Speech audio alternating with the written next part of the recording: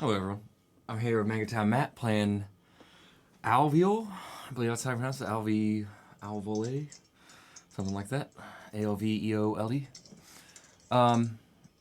It's a pretty simple game. We're trying to connect all of our stones into a single group that's all touching. Your stone can move as many. You pick up one stone and move as many directions as there is in the single line. So say this line right here has two. I guess most of them will have two at the start. It can move two. You can jump over your friendly pieces, but you cannot land on your friendly pieces. You cannot jump over opponent's pieces, but you can land on them, and when you do land on them, that stone is captured. I have a question about the capturing. Yes. Once they're captured, can you get them back? Or are they captured for good, like in drafts or? They're captured for good. So you could technically win. I think I mentioned this right before we start. You could technically win by like having most of yours in one group, and then one of yours gets captured, and then could be technically easier for you to win. Right. Yeah, I was actually that's why I wanted to mention that. Is it seems that they're unlike drafts, for the most part, unlike chess for the most part, barring a few situations. Yeah, captures will be more strategic. Like it might be more useful to get your pieces taken more often. It could be. I mean, they're definitely more strategic. I mean, we've both never played this. I think I've played one kind of similar to this called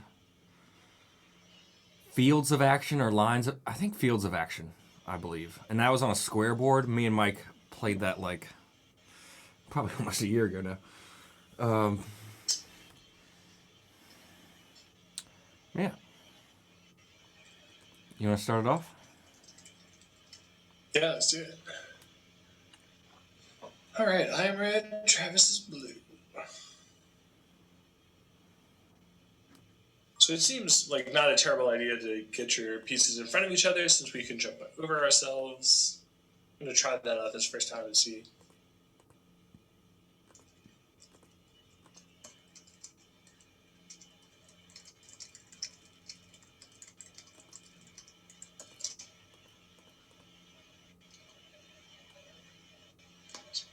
So it's been good in the world. Travis?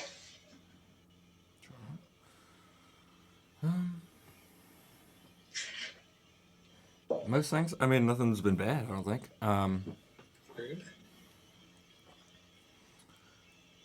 Me and Mike tried Mike got NordVPN. Yeah. Did it work? No, it did not work for Board Game Arena. Oof. So, do you think it would have worked if you were both using a VPN? I don't know. So, Board Game Arena, it's not really that big of a deal, but unless you have a paid account on Board Game Arena, you cannot play in the same location. So that prevents Mike and I from playing a lot of games on here. But we tried a VPN and that did not work. At least the NordVPN. It has worked on other things. I mean, we tried other things with VPN. But sorry, folks, getting some credit fraud all cleared up.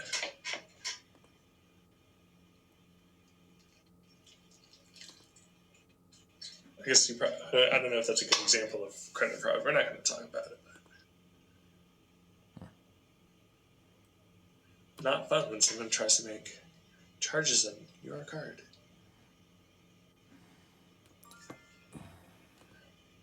So, on Wednesday, Travis, we talked about the experience game. Mm-hmm. And we talked some about... we talked... Yeah.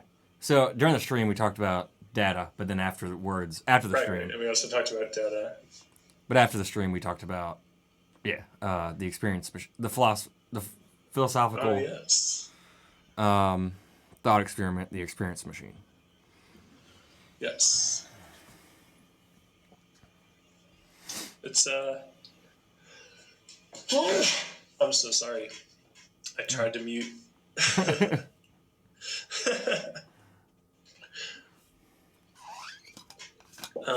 Do you want to talk about the experience machine again? Sure. Or do you want to talk about something else? No, we can go. Because one thing that's good is Travis and I talked about it. I guess Travis had heard about it before. I had not ever heard about it before. But now I've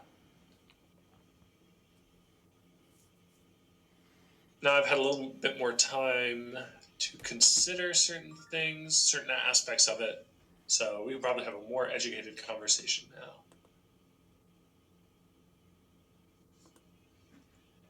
So that was interesting. Oh, yeah, so I could land on your piece. That makes sense. Okay. Yeah.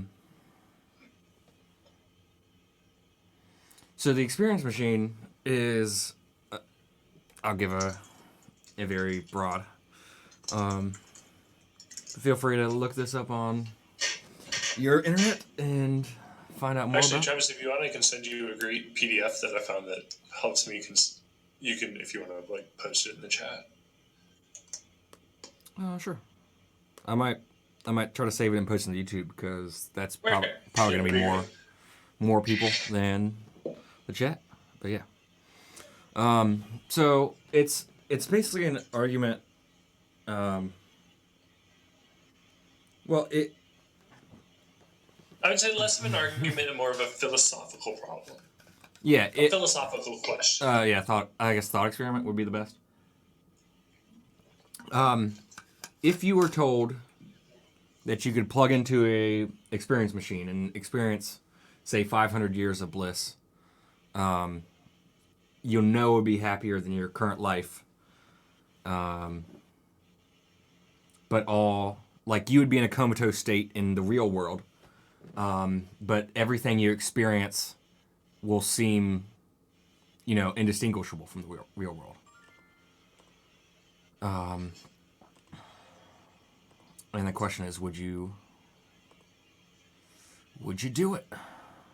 Would you do it? That is the question. And one thing that I want to actually introduce kind of at the very beginning of this is where we're looking at this problem from. So, Travis, when we look at this problem, are we thinking more with regards to like before you're born? Are we thinking more with regards to like I've lived however many years on the earth and now I can have the option to plug into the machine? So I think we should explore both of those avenues. I mean, I think the experience more like you're at least a competent, like you're at the age where you can make a philosophical decision. I guess I don't know. Like I'm guessing as a baby or infant, you can't be like, oh, I will make a rational choice and. Yeah. So, and I one of the things we talked about is a counter to this is if you were told you were in that machine currently, would you unplug? If I was told that I was in the... Right, so that's the other way to look at it, right? Is to view it from reverse. Yeah. And this is a thought experiment on hedonism, where hedonism is you're trying to maximize your life based on desired mental states. And I guess that's another crude way to put it, or not crude, but generalized. But if mental experience and states of being are what life is, and that they are indistinguishable, mental states are indistinguishable from the real world. Is that the real world? Is our mental states and our brain the real world, for one? And if they are, how should we maximize that and the problems that could go with that, I guess. Yeah. Yeah, I've been thinking about it a little bit based on our talk, Travis, and I was talking with a friend last weekend, sort of about the idea of when it comes to experience, is experience universal or is experience like a person by person based by consciousness by consciousness sort of deal? Yeah, it would be which I don't feel like it's pretty much like anything you want in the experience machine to happen. Like all your wishes will be granted.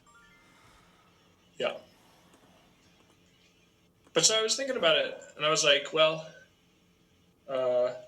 if someone told me right now that I was plugged into the machine, I guess a couple of my questions would be: is this the case where the machine is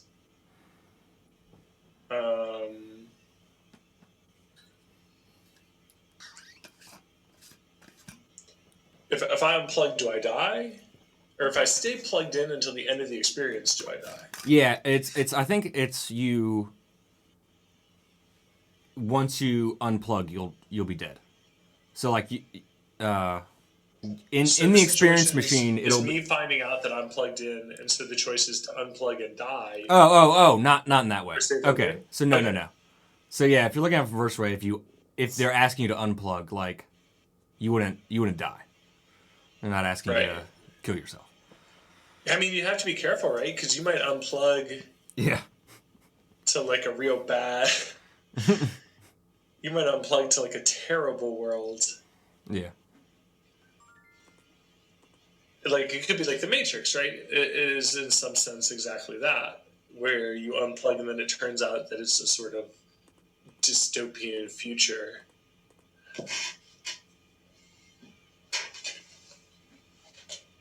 Yeah. I don't know that I would unplug immediately, but I might unplug at a certain point.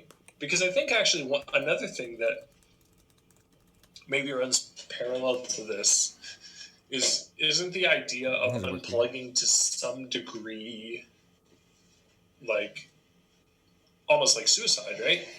Because you're disconnecting from the reality. You can't re-plug in, presumably, right?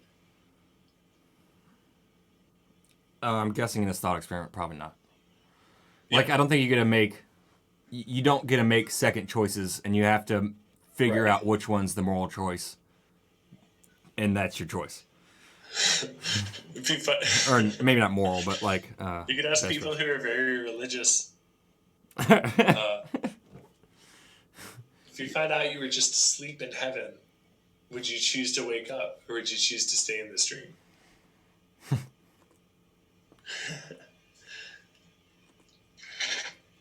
But I was talking with my coworker today about this, and we were saying, he was saying, or he brought up the good point as to, words are difficult today, aren't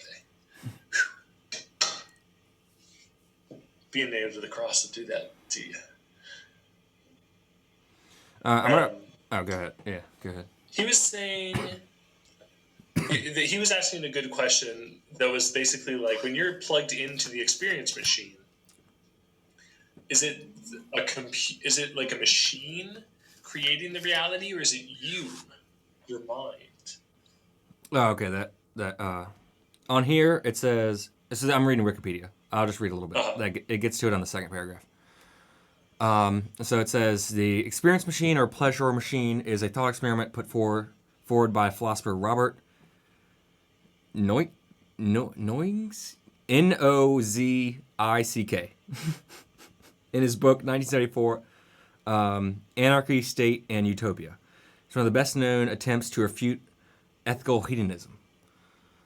Okay, ethical hedonism. That's interesting, because I've read a lot about preferential hedonism, which is okay, and does so by imagining a choice between everyday reality and an apparent preferable simulated reality.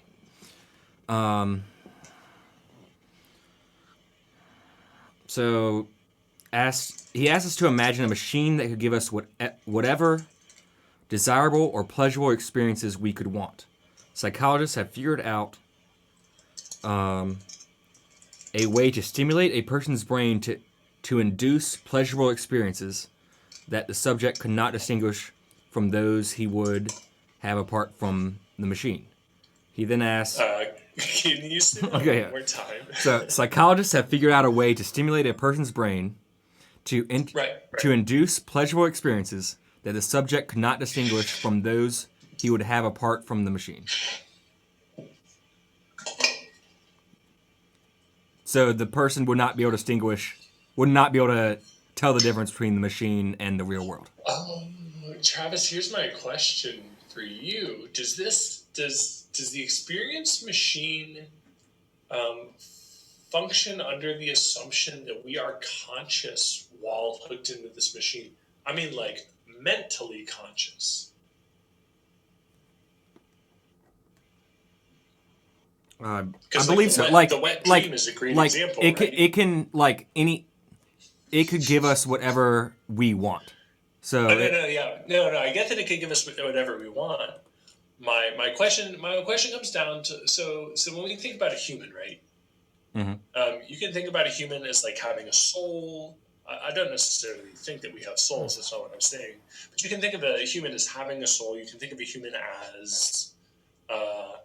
as consciousness as being more than just like neurons firing, or you can look at it as just that, right? As neurons firing and just like receptors to those. So I mean, like, you could in theory look at this. Oh, nice, great job. Shall we play again? Before you say this, the next paragraph is initial concerns. So the initial concerns would who would run the machines if everyone's plugged in, or one could simply. Okay. There's also multiple interpretations. He claims that you could either map out the rest of your life in the machine before plugging in, or you could unplug periodically to choose your own programming for the next cycle. While interesting, these variations do not directly affect the argument. So, I guess you can unplug and plug it back in. Yeah. Oh, yeah, that's true. That makes it different then. Yeah, I mean, I might unplug for a hot second just to see what's up. Right? Like if somebody was like, "Hey, we can simulate death for you, and you actually die for like a minute, and then we'll bring you back." Right? I'd be like, "Ooh." Well, do you think you could? I would probably totally do that. Absolutely. Do you think you could get like PTSD or like some sort of like psychosis from? I think it would affect your psyche, absolutely. Yeah. The same way that even like being in a car crash can affect your psyche. So the next paragraph here is reasons not to plug in. We want to do certain things and not just have the experience of doing them. It is only because we first want to do the actions that we want the experience of doing them. We want to be certain. We want to be a certain sort of person. Someone floating in a tank is different than, or like plugged up to a machine is someone different than, walking around or whatever. I don't know. Plugging into an experience machine limits us to a man-made reality. It limits us to what we can make. There's no actual contact with any deeper reality, though the experience of it can be simulated. That's good, all right. Can you push start?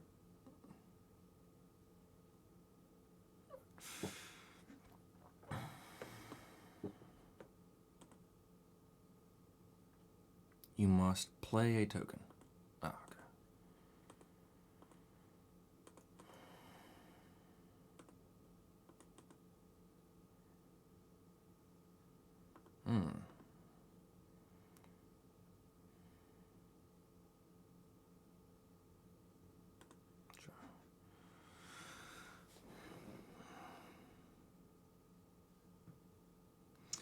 So different psychologists suggest reformulating the thought experiment in this form.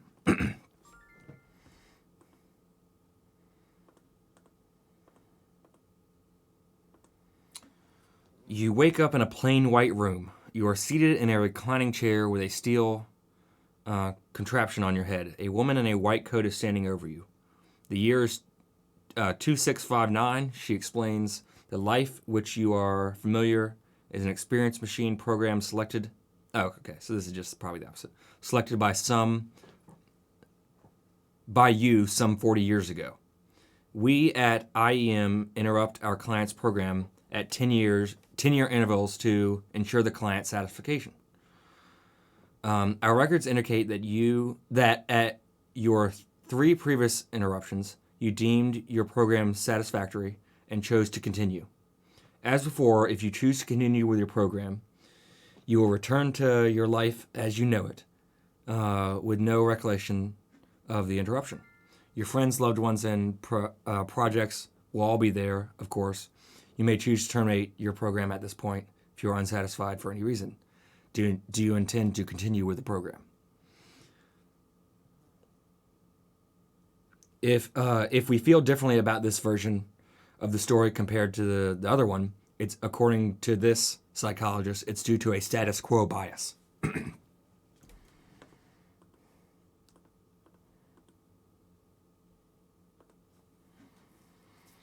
Interesting.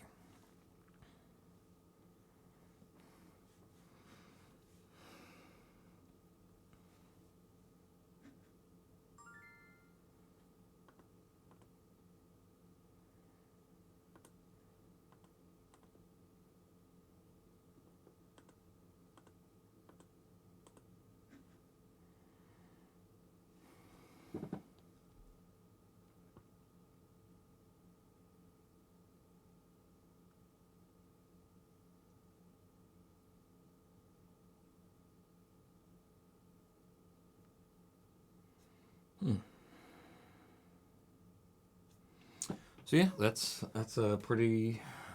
Well, I mean, I pretty much read everything on the Wikipedia about it.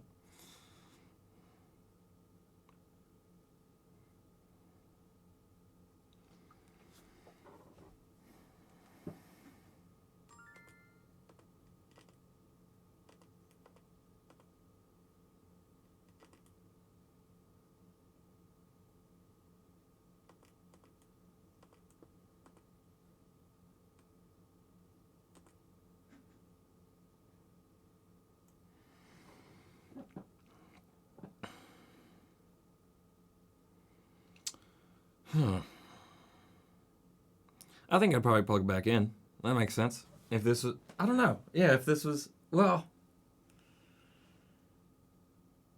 So it didn't say if you continue to age or something, I guess. Well, I mean, if I already made the choice and I know I agreed to my choice 3 times and had my memory erased of that 3 times, then I have a continuity of making either that mistake or choice, I guess. Any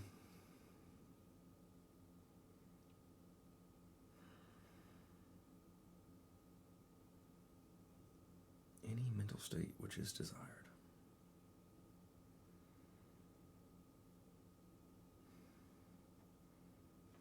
So Mike did say he was free at noon. I mean, I asked him as he was leaving late last night, but he hasn't responded to my text today. So if he is free at noon, we might be playing a 3-player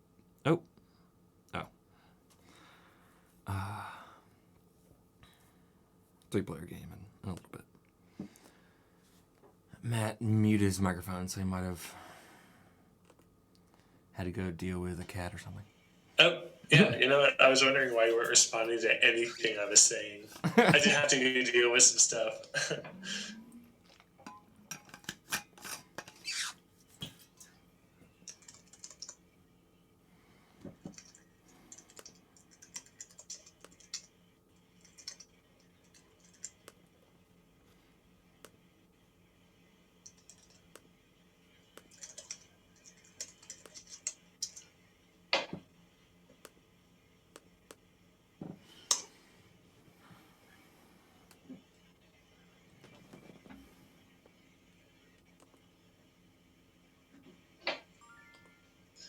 So what I was saying was they would only put you in there for 10 years at a time, right? They would pull you out every 10 years. Yes. So like, you could just save up.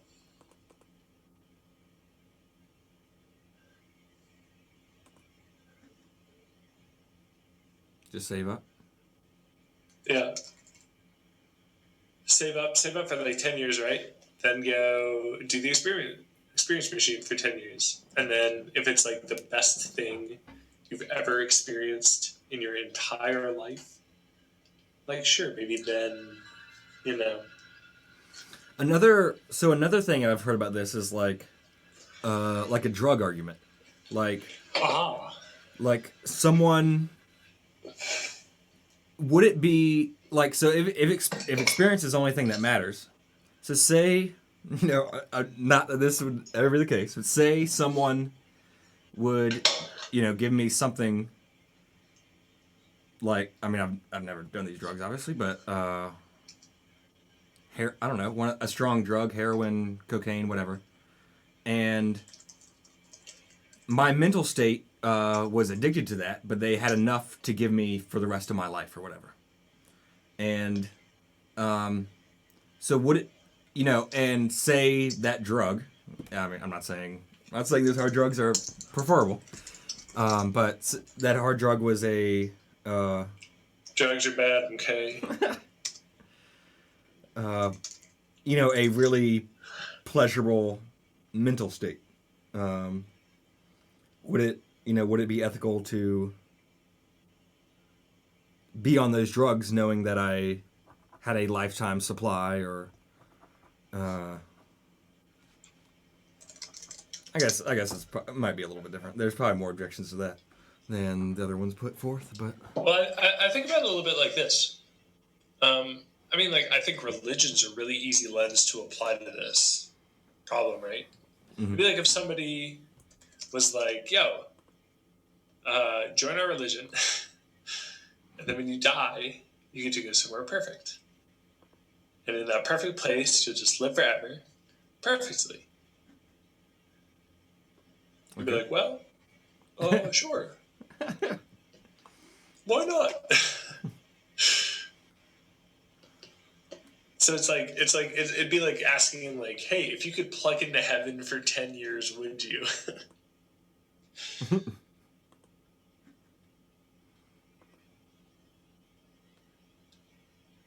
Yeah.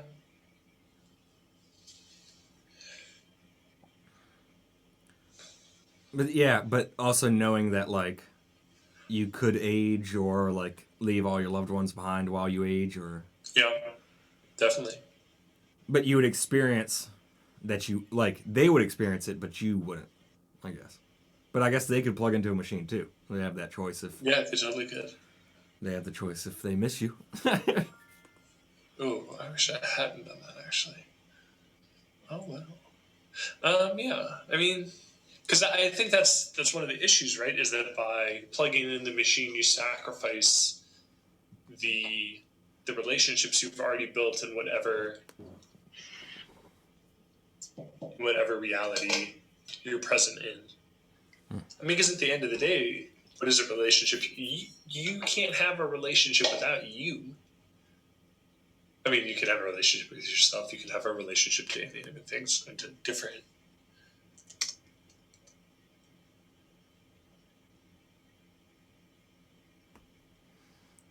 But, I mean, I guess that's the argument is, like, we don't know if we're brains and bats or not. Yeah, I don't know that it should matter. I think regardless of whether or not we're brains and baths or whether we're brains and baths or actual people with like souls and shit, we should always be trying to live the same kind of life we would want to live in an experience machine, right? At the end of the day, we have to die. At the end of the day, it is an experience machine. Well, I mean, if we're brains and vats... Right back. Okay. If we are brains and vats, like...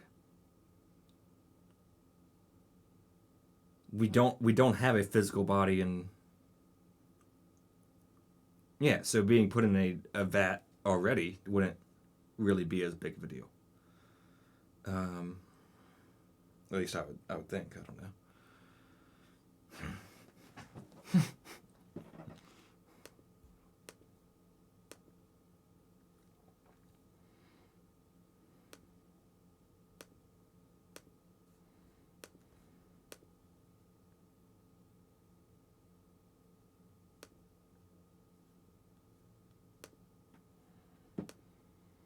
Okay, so my pieces do look a little stuck because I thought.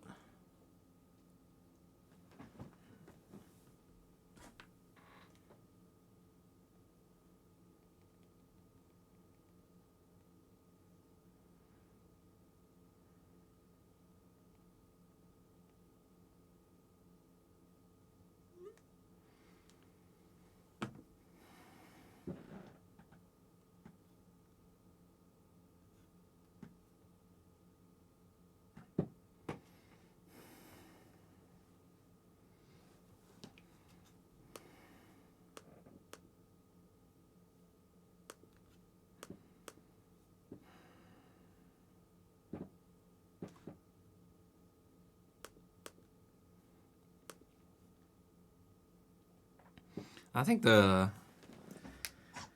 able to like the company tells you every they unplug you every 10 years and they tell you like you've done this 3 times before, do you want to plug back in?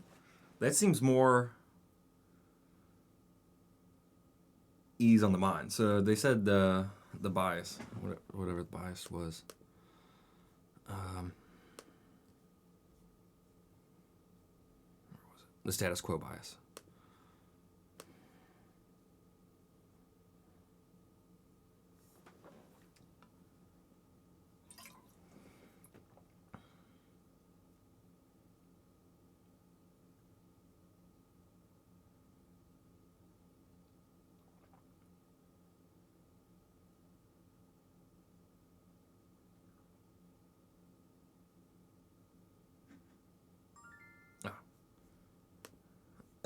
You're still muted.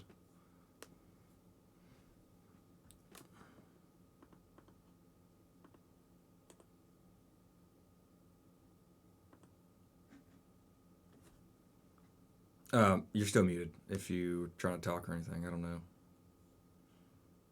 Okay. I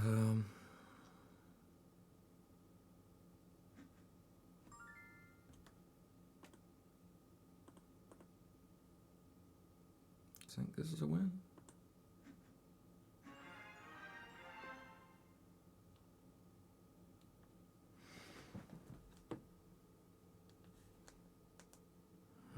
Are you there?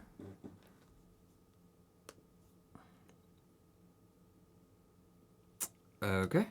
All